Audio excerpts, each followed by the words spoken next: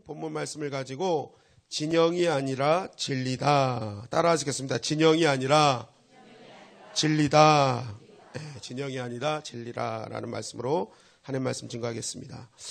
사무엘하 18장은 다윗 왕의 반기를 들었던 압살롬과 그의 추종 세력들이 이제 완전히 섬멸되고 이제 19장으로 넘어오면서 이 반란 세력을 제압한 다윗이 예루살렘으로 이제 왕의 귀환을 하는 그러한 장면을 나타내는 본문이 이 18장과 19장의 말씀의 핵심입니다. 우리 19장 말씀을 통해서 과연 이 속에 담겨진 하나님께서 주시는 11월 한 달을 살아가야 될 우리에게 주시는 메시지는 무엇인가 오늘 알아보도록 하겠습니다. 우리 사무엘하 19장 1절부터 2절 말씀입니다. 다 같이 읽겠습니다. 시작. 어떤 사람이 요압에게 아뢰되 왕이 압살롬을 위하여 울며 슬퍼하시나이다 하니 왕이 그 아들을 위하여 슬퍼한다 하니 그날의 백성들에게 들림에 그날의 승리가 모든 백성에게 슬픔이 된지라. 자, 반란군을 제압했지만 이 반란군의 제압 앞에 무너진 한 사람이 있습니다. 누굽니까? 다윗 왕이었습니다.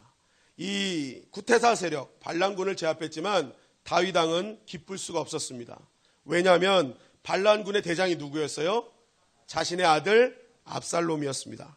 압살롬이 자신의 아들이었고 너무 처참하게 죽었다는 사실을 깨닫는 순간 울지 않을 수 없었어요. 압살롬아, 압살롬아 하면서 18장에는 그 압살롬을 5번이나 부르면서 너무나 애통하게 이 압살롬을 찾으며 엄청난 슬픔을 표현하는 그러한 모습을 보게 됩니다. 그런데 문제가 있습니다. 그것은 이 다윗은 한 아들의 아버지이기도 하지만 한 나라의 왕이기도 했다는 사실입니다. 바로 여기서 이제 문제가 생기기 시작했습니다. 다윗 입장에서는 비록 반란군이었지만 자신의 아들이었기 때문에 너무너무 슬프고 애통할 수밖에 없었습니다. 그러나 국가의 입장에서 보면 나라를 전복시키려던 세력을 제압한 겁니다. 반란군, 혁명군을 제압한 거예요. 그러면 나라 입장에서 어떤 일이 벌어져야 돼요? 축제해야 되고 기뻐해야 되는 일이 벌어져야 되는 것입니다. 그런데 자신의 복수를 위해서 칼날을 빼든 반란군, 이 압살롬을 제압한 이때에 이 백성들은 기뻐하고 행복해야 되는데 어떤 일이 벌어집니까? 이 왕인 다윗이 자신의 관점으로만 보면서 슬퍼하고 애통하니까 모든 백성들이 이 기쁜 날 슬퍼해야 되는 이 웃기는 상황이 벌어지게 된 것입니다. 그날의 승리가 모든 백성에게 슬픔이 된지라.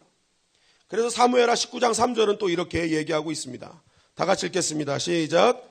그날의 백성들이 싸움에 쫓겨 부끄러워 도망함 같이 가만히 성읍으로 들어가니라. 자, 반란군을 제압한 이 다윗의 군대는요, 아주 엄청난 개선장군처럼 들어와야 되는 것이 맞는 거죠. 그런데 어떻게 들어왔다는 거예요? 싸움에 쫓겨 부끄러워 도망함 같이 슬며시 들어온 거예요. 개선장군처럼 어깨 딱 펴고 막 들어와야 될 이 사람들이 지금 아유 왕이 슬퍼하는데 어떡하냐 그러면서 살금살금 조용히 이렇게 들어왔다는 것입니다. 사무엘하 19장 5절 말씀입니다. 다 같이 읽겠습니다. 시작.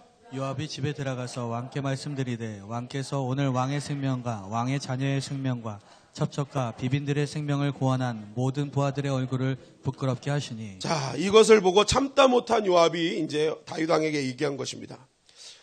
다윗 왕이요, 지금 이게 어찌된 일입니까? 이게 지금 무슨 일입니까?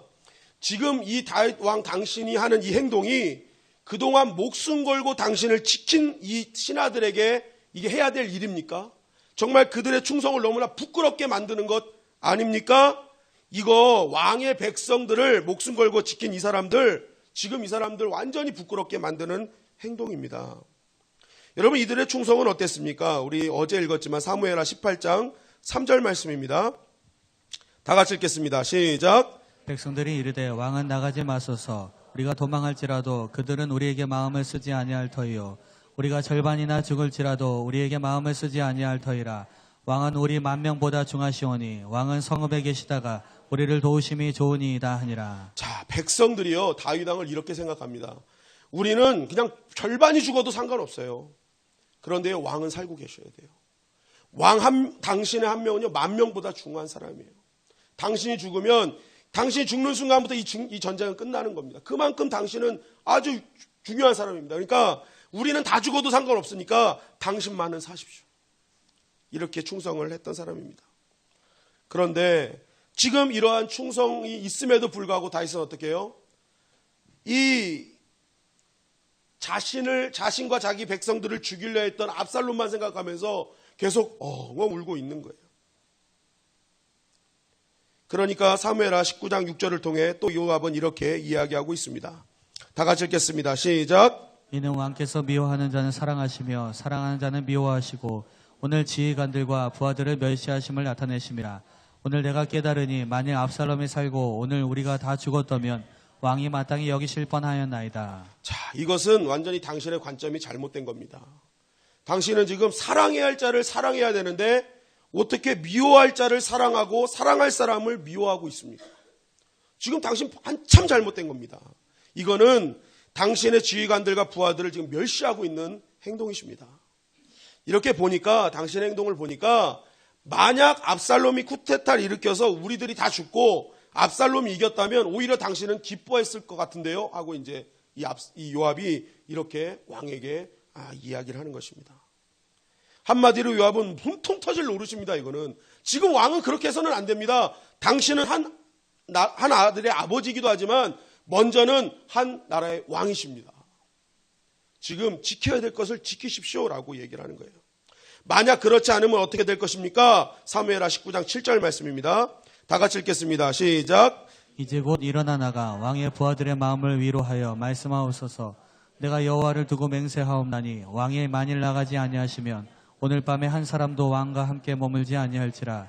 그리하면 그 화가 왕이 젊었을 때부터 지금까지 당하신 모든 화보다 더욱 심하리이다 하니. 자, 당신이 만약에 왕으로서 부하들의 마음을 위로하지 않으면 어떡해요? 오늘 많은 사람들이 당신에게 등을 돌릴 것입니다. 그리고 지금 당신이 당했던 일보다 더 큰 화를 당하게 될 것입니다. 이 말은 뭐냐?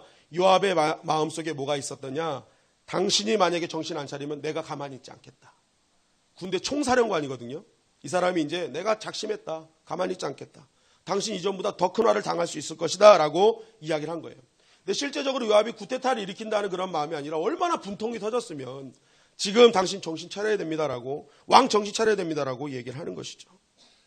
여러분, 이 요압은요, 어떻게 보면 되게 어떻게 부하가 신하가 왕에게 이런 얘기를 할 수 있을까라고 우리는 생각할 수 있으나 이건 굉장히 중요한 직원이었습니다. 왜냐하면 성경이 말하는 압살롬의 죽음은, 지금 압살롬이 죽을 때는요, 다윗이 죽인 것도 아니고 요압이 죽인 것도 아니고 요압 장수들이 죽인, 겉으로 봤을 땐 그렇게 보이지만 실상은 그렇지 않았다는 것이죠. 사무엘하 18장 8절 말씀입니다. 우리 한번 다 같이 읽어볼까요? 시작. 그 땅에서 사면으로 퍼져 싸웠으므로 그날의 숲풀에서 죽은 자가 칼에 죽은 자보다 많았더라. 자, 압살롬과의 전쟁에서 풀숲에서 죽은 사람이 칼에 죽은 사람보다 많았대요. 이것이 의미하는 것이 무엇입니까? 이 전쟁은 누가 하셨다는 거예요? 하나님이 하셨다는 거예요. 칼의 전쟁이 아니라 하나님이 개입해서 그냥 숲풀에서 죽은 사람이 너무 많다는 거예요. 말도 안 되는 전쟁이었어요. 이거는 다윗 입장에서는 싸울 수 없는 전쟁이었어요, 사실은. 그럼에도 불구하고 그들이 이길 수 있었던 이유는 바로 하나님의 이런 개입이 있었다라고 얘기를 하는 것입니다. 사무엘하 18장 10절입니다. 사무엘하 18장 10절 다 같이 읽겠습니다. 시작. 한 사람이 보고 요압에게 알려 이르되 내가 보니 압살롬이 상수리 나무에 달렸더이다 하니. 자, 압살롬이 상수리 나무에 달렸더이다 라고 얘기를 합니다. 그렇게 얘기한 이유가 신명기 21장 23절 말씀에 나와 있습니다. 다 같이 읽겠습니다. 시작. 그 시체를 나무 위에 밤새도록 두지 말고 그날에 장사하여 내 하나님 여호와께서 내게 기업으로 주시는 땅을 더럽히지 말라. 나무에 달린 자는 하나님께 저주를 받았음이니라. 압살롬이 나무에 걸려서 죽은 이유는 단 하나입니다. 하나님께 저주를 받은 것이라는 거예요. 그것을 말해주고 있는 것입니다. 하나님께서는 압살롬을 그냥 죽인 것이 아니라 이것은 하나님의 저주였음을 그대로 하나님은 가시적으로 보게 만들어 놓으신 것입니다.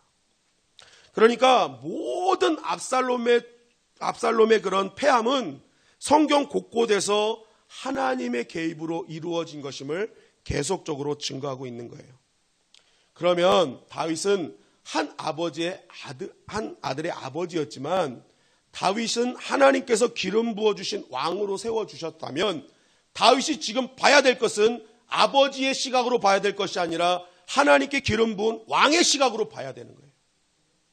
하나님의 관점으로 지금 모든 상황을 해석해야 되는데 자신의 사적인 감정에 머물러서 자신의 개인적인 감정대로 해석하니까 결국 자기도 분통하고 백성들까지도 비탄하게 빠지게 하는 그러한 일들을 하고 있었다는 것입니다.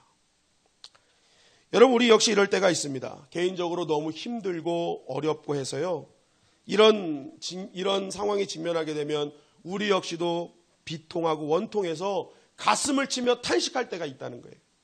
어떻게 이럴 수 있는가? 그래서 문제가 문제를 만들고 문제 안에 계속 빠지는 일이 우리 가운데 일어난다는 것입니다.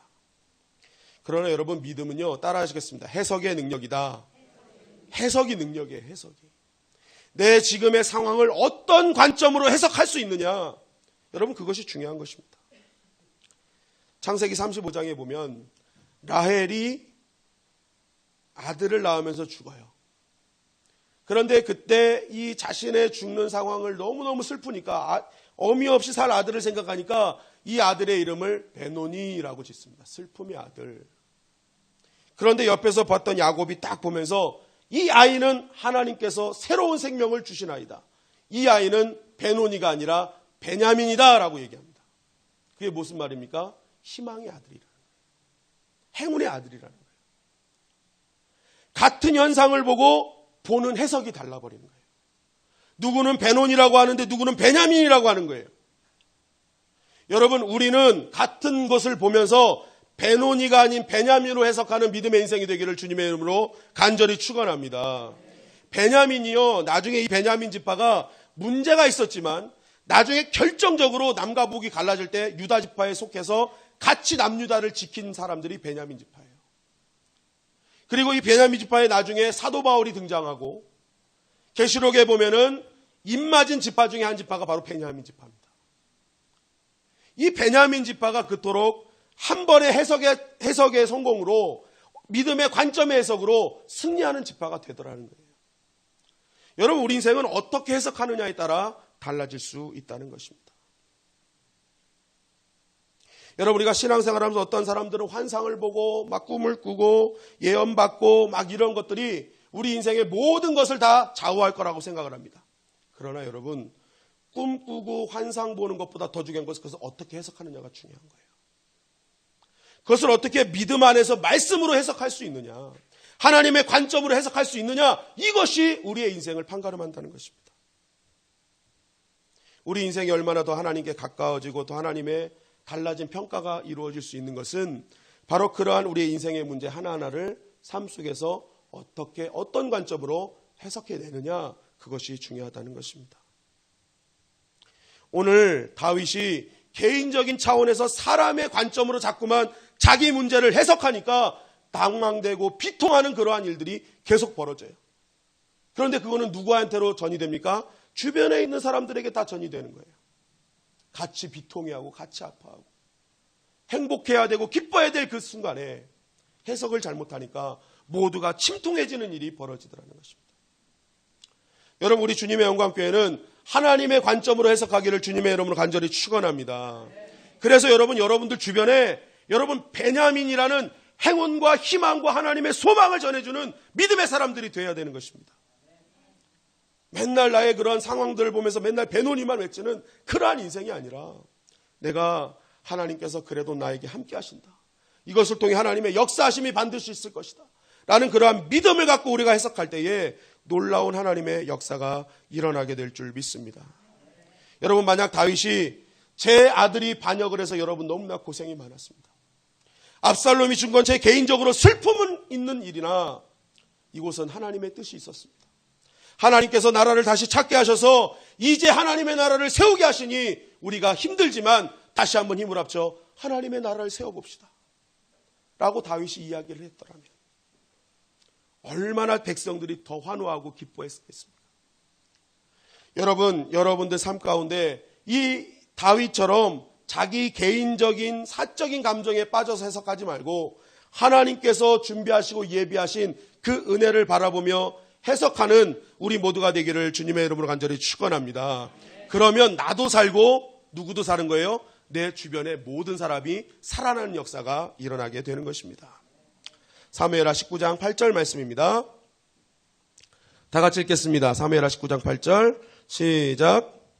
왕이 일어나 성문에 앉음에 어떤 사람이 모든 백성에게 말하되 왕이 문에 앉아 계신다 하니 모든 백성이 왕 앞으로 나아오니라. 이스라엘은 이미 각기 장막으로 도망하였더라. 자, 계속 울고 있는 요압이 그렇게 이제 당신 정신 차리셔야 됩니다. 왕이여 정신 차리셔야 됩니다. 지금 안 그러면 다 떠나갑니다. 라는 얘기를 듣고 정신을 바짝 차립니다. 그래서 어떡합니까? 왕이 일어나 성문에 앉음에 라고 돼 있어요.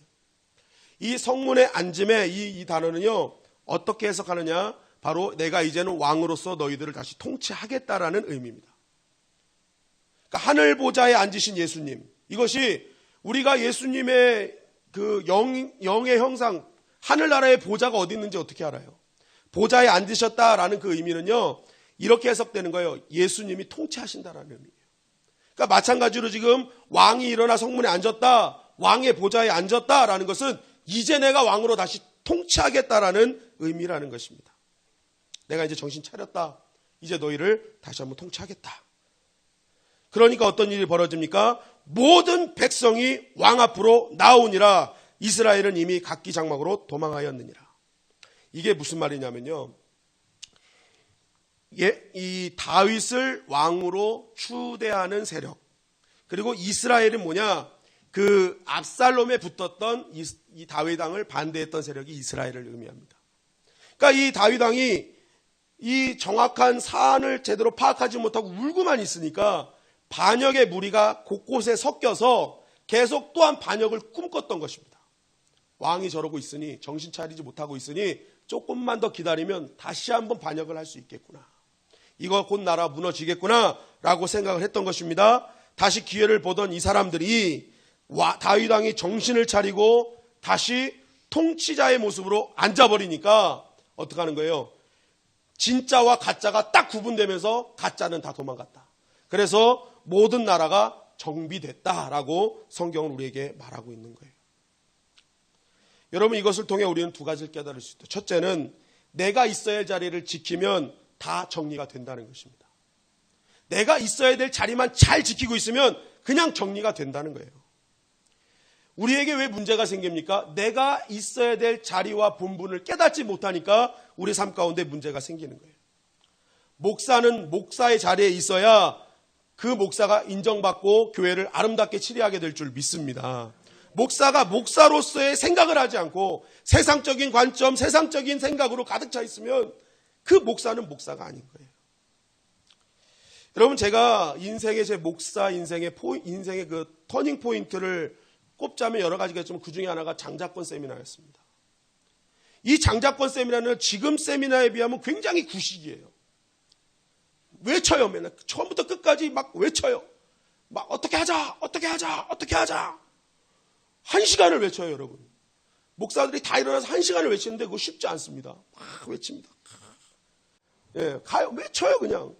마귀는 떠나갈지어다. 목회를 방해하는 악한 것들 떠나갈지어다. 하면서 막 소리를 외쳐요. 그런데 그 장자권 세미나를 통해서 저는 그 전에 어떻게 했냐면 세상이 원인이, 변하지 않는 세상이 문제고 교회의 부패가 원인이고 모든 것을 남 탓했습니다. 그런데 그 이영환 목사님이 그래요. 세상이 변하지 않는 걸 탓하지 말고 목회자가 변하지 않는 것을 탓하거라. 그 얘기를 듣는 순간 망치로 맞는 느낌이었어요. 그동안 나는 누구를 탓했는가? 야, 변하지 않은 내가 문제였구나라는 생각을 하면서 내가 조금이라도 바른 목사로 서자라는 결단을 하게 됩니다. 그러니까요, 선명하게 보이기 시작하더라고요. 목회자가 뭘 해야 되는지, 뭘 중심으로 살아야 되는지를 보이게 됐습니다. 여러분, 목사뿐만이 아니라 우리 교회 장로님, 모든 목자님, 재직들도 있어야 할 자리에 지키기만 하면 교회는 아름답게 정리가 될 줄 믿습니다. 자리만 지키면 정리되는 거예요. 여러분, 가정도 아버지가 아버지의 자리를 지키면 정리가 되고요. 어머니가 어머니의 자리만 지키면 정리가 되는 것입니다. 여러분, 백설공주 계모의 문제가 무엇이었습니까? 딸이랑 피부 대결을 하잖아요. 피부 대결. 누가 더 이쁜지. 여러분, 엄마가 딸을 이길 수 있어요? 절대 못 이겨요. 아무리 고쳐봐요. 아무리 화장해봐요. 원래 탱탱한 피부는 이길 수가 없어요. 아무리 고쳐도 이길 수가 없어요. 그 계모는요, 자기의 나이에 맞는 매력을 표현했어야죠. 저는 전인화 씨를 굉장히 좋아하거든요. 전인화 씨가 아직도 이뻐서 좋아할까요? 아니에요. 그 나이에 맞는 아주 매력이 있잖아요. 그 나이에 맞는 매력. 어떻게 꾸며서 젊은 여자들과 상대하려고 하지 않잖아요. 자신의 매력을 자리자리에서 뽐내는 그 모습. 아버지가 맨날 아들 같은 혈기 갖고 있으니까 아들과 맨날 싸우는 겁니다. 그죠? 이놈의 새끼 아빠도 아직까지도 살아있어! 그럼 그러니까 맨날 아들이랑 같은 혈기로 싸우는 거예요. 진짜 아버지가 아버지 같을 때는 할아버지가 진짜 아버지의 역할을 하는 거래요. 다 이해해주고 용서해주고 괜찮다 아들아. 손자야 괜찮다. 원래 그게 아빠들이 해줘야 될 역할인데 이 아빠들은 아들의 혈기를 아직 갖고 있으니까 여전히 싸우고 막. 할아버지는 그 혈기들이 없잖아요. 사랑이잖아요. 사랑. 여러분 우리가 내가 지켜야 될 자리를 지키고 있으면 문제가 생기지 않습니다. 본질, 내가 해야 될 본질을 지키고 있으면 문제가 생기는 것이 아니에요. 자기 자리를 잘 지켜야 된다. 둘째는요, 내 인생의 주님의 통치권을 인정하면 문제가 해결되는 것입니다. 여러분 다윗이 통치를 선언하니까 나쁜 것들이 다 떠나잖아요. 마찬가지예요. 내 인생의 주님이 내 인생의 주인으로 주님의 통치권을 인정하잖아요. 그러면 내 안에 있는 모든 죄와 사악한 것들이 다 떠나가게 될 줄 믿습니다. 여러분 우리가 왜 신앙생활에 헷갈릴까요? 왜 갈등이 있을까요? 선명한 하나님의 선이 없기 때문에 그래요. 그분이 내 안에 통치를 딱 인정하고 하면은요, 모든 기준이 어떻게 되는 거예요? 하나님의 말씀이 내 기준이 되죠. 그럼 갈등할 필요가 없어요. 그분이 나를 통치하시는데 무슨 갈등할 게 뭐 있어요? 나의 모든 인생의 통치를 그분한테 다 맡겨놨는데. 그런데 내가 내 인생을 내가 통치하니까 맨날 이것이 맞는지 저것이 맞는지 이것이 맞는 것 같은데 아직도 내가 내 통치를 따르니까 자꾸만 맞는 걸 알면서도 다른 길 가는 거잖아요. 그것은 무엇입니까? 아직 주님이 내 인생을 통치하고 있지 않는다. 베드로에게 예수님이 너 교회가 될 거야. 음부의 권세가 너를 해치지 못할 거야 라고 말씀하셨습니다. 그 이유가 무엇입니까? 로마 황제가 지배하는 그 땅 중간에서 주는 그리스도시요 살아계신 하나님의 아들이심을 선포하잖아요. 주님이 내 인생의 주인이십니다. 왕이십니다를 구주이십니다를 인정하고 통치권을 내어드리잖아요. 그러니까 뭐예요? 너 교회가 될 거야. 너 음부의 권세가 너를 이기지 못할 거야. 말씀하시는 거예요. 여러분 우리가 뭐 대단해서 음부의 권세를 우리를 괴롭히지 못하는 게 아니라 우리가 주님의 통치만 인정하면 음부의 권세는 우리를 이기지 못하게 될 줄 믿습니다. 주님의 통치권을 인정하라는 것입니다. 오늘 다윗의 통치권이 인정되니까 어지럽고 복잡한 것들이 다 해결됐어요. 여러분 인생의 우리의 어려운 문제들은요, 내가 내 자리를 지키고 더 나아가서 내 인생의 주인을 주님으로 모실 때, 그분을 내 인생의 통치자로 모실 때 모든 우리 안에 있는 어지러운 문제들은 한순간에 해결될 줄 믿습니다. 성경은 오늘 우리에게 그걸 얘기하는 거예요. 자, 이렇게 되니까 이제 다윗이 정신 차리고 내가 이제 너희들을 통치하겠다라고 하니까 이제 9절 10절 말씀을 통해서 막 사람들이 어떻게 합니까? 이제 다윗을 예루살렘으로 빨리 귀환시키자. 왕의 자리에 앉히자라는 그러한 여론이 막 형성됩니다. 그런데 이것은 상당히 정치적인 거예요. 그동안 압살롬 편에 있던 사람들이 왕이 판세가 다윗에게 가니까 이제 다윗에게 잘 보이기 위해서 이제 그 압살롬에게 붙었던 자들과 유다 지파가 양쪽으로 나눠서 이제 왕으로 모시겠다 막 이런 어떤 일들을 진행하는 거죠. 어찌됐든 이제 이렇게 돼서 다윗 왕의 귀환 작업이 시작되는데 이때 다윗 왕이 이제 귀환을 하는 도중에 여정에 여러 사람을 만나게 됩니다.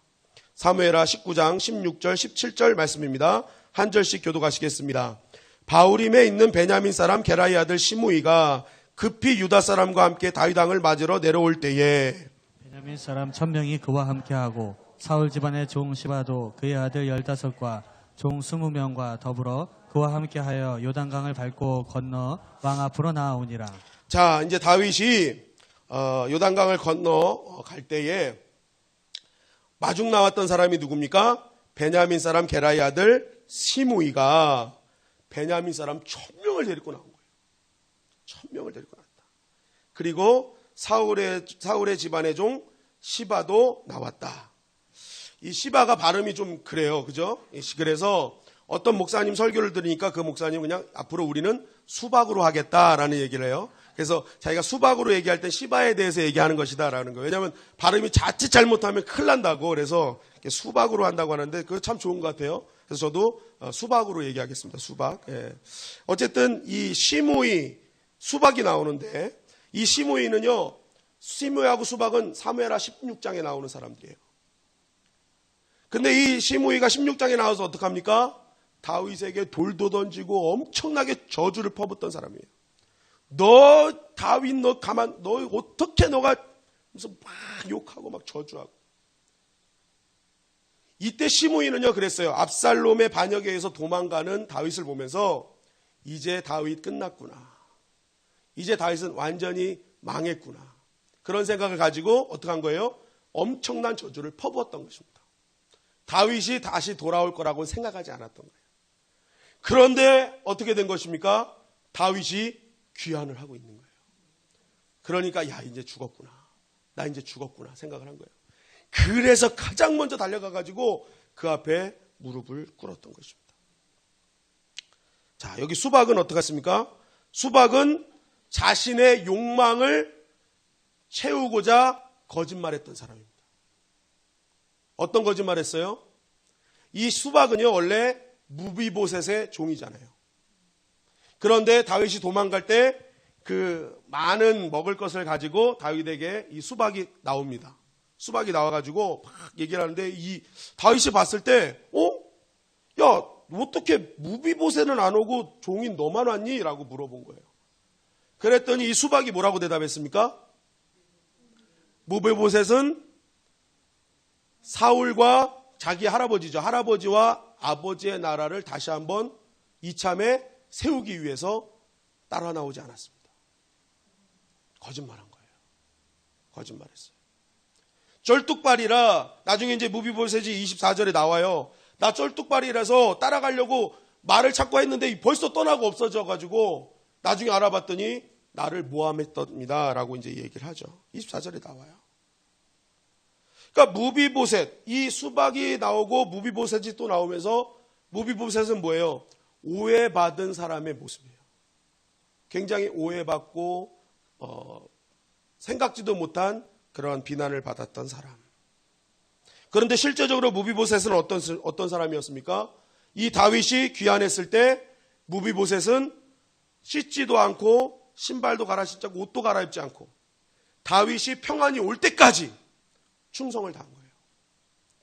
여러분 잘 되고 승승장구하는 사람에게 충성하는 것 누구나 할 수 있잖아요. 그런데 이미 기울어지고 있는 사람에게 모든 생명을 다한 충성을 무비보셋은 하고 있었어요. 모든 오해가 이제 해결되고 있는 것이죠. 그리고 사무엘하 19장 31절에 보니까 우리 한번 다 같이 읽어볼까요? 시작. 길르앗 사람 바르실레가 왕이 요단을 건너가게 하려고 로글림에서 내려와 함께 요단에 이르니.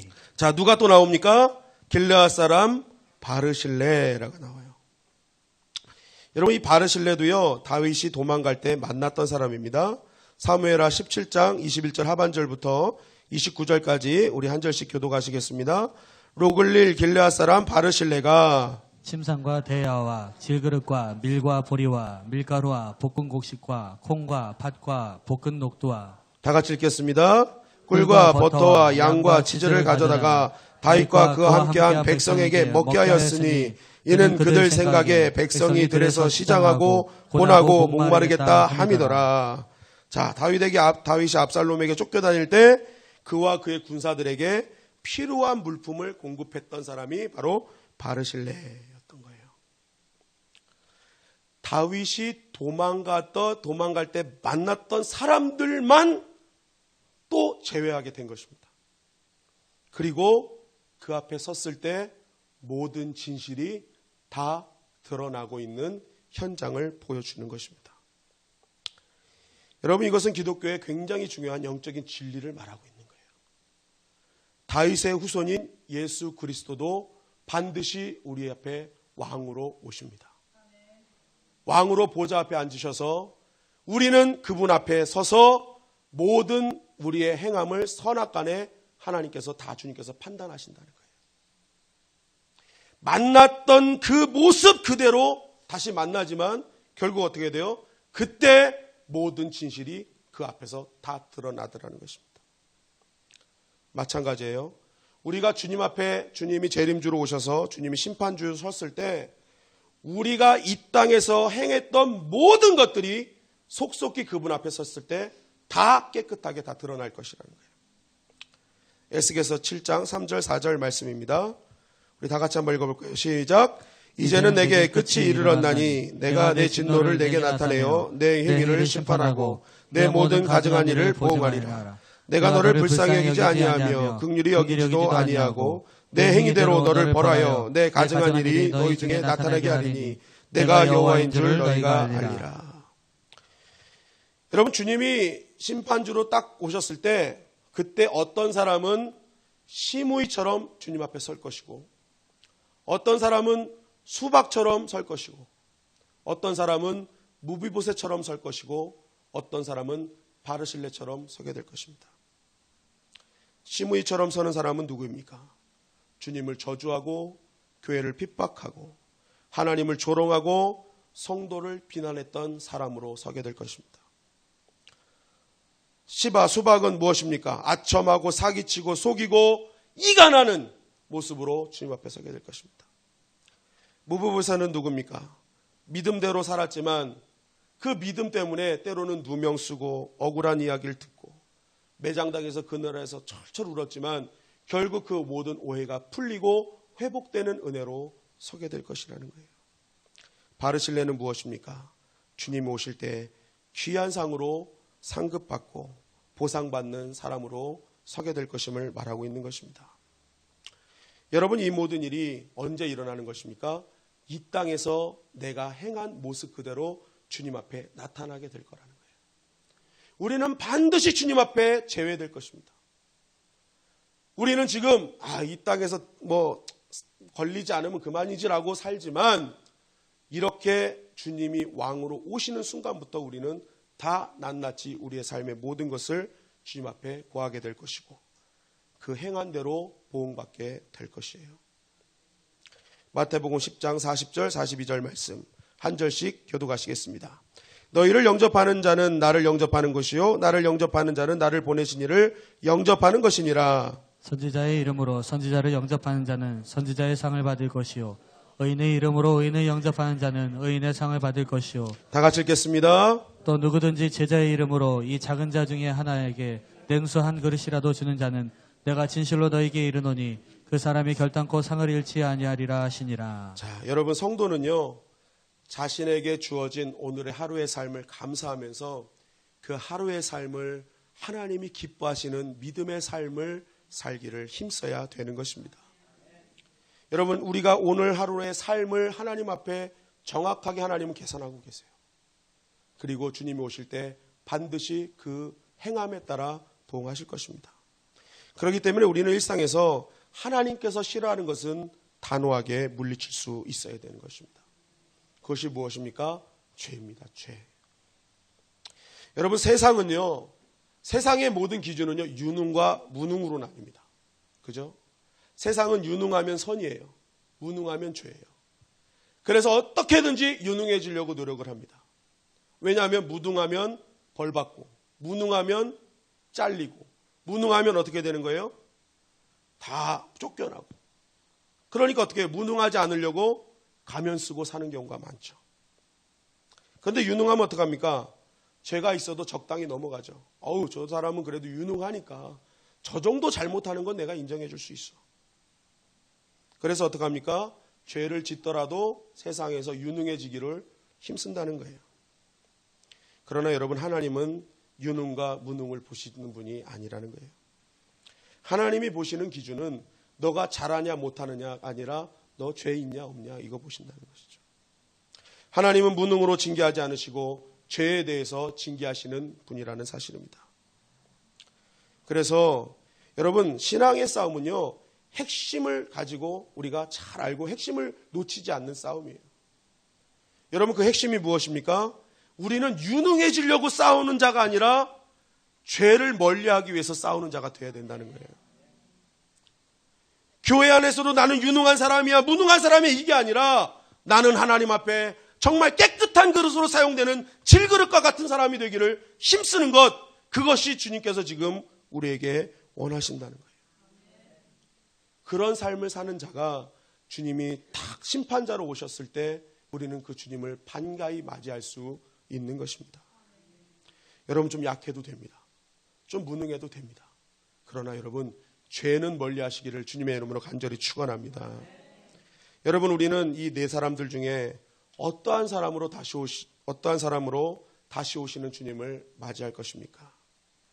여러분, 이 땅에 사는 동안 여러분들의 다가오는 모든 죄들을 십자가로 다 이기시기를 주님의 이름으로 간절히 축원합니다. 그리고 여러분, 예수님처럼 나의 옆에 있는 가족과 성도들을 잘 섬기고 헌신하여서 주님 오시는 날 너는 바르실레 같구나, 너는 무비보셋 같구나, 그렇게 주님을 우리는 만나야 되지 않겠습니까? 우리가 주님을 만나는데 이 시무이 같은 놈아, 이 수박 같은 놈아, 우리가 그렇게 주님을 만난다면 얼마나 부끄럽겠습니까? 여러분, 오늘 말씀을 통해서 11월 한 달을 시작하며 우리가 붙잡아야 될 말씀을 주님은 분명하게 말씀하고 계십니다. 모든 삶에 일어나는 일을 하나님의 관점으로 해석하라 하십니다. 나의 자리를 지키고 주님의 통치를 인정하는 11월 한 달이 되길 바랍니다. 우리가 심판의 때가 있음을 알고 오늘도 내일도 죄를 이기고 오직 하나님께서 기뻐하시는 삶으로 영광 돌리기를 주님은 원하시는 것입니다. 여러분, 이 말씀 붙들고 우리가 11월 한 달을 살아갈 때에 반드시 하나님께서 예비하신 은혜를 누리게 될 줄 믿습니다. 여러분, 오늘 이 말씀 꼭 기억하십시오. 다윗이 귀환하면서 만났던 사람들의 이름을 기억하며 나는 누구로서 만날 것인가? 여러분들은 칭찬받으며 만나는 하나님의 백성들이 되기를 간절히 축원합니다.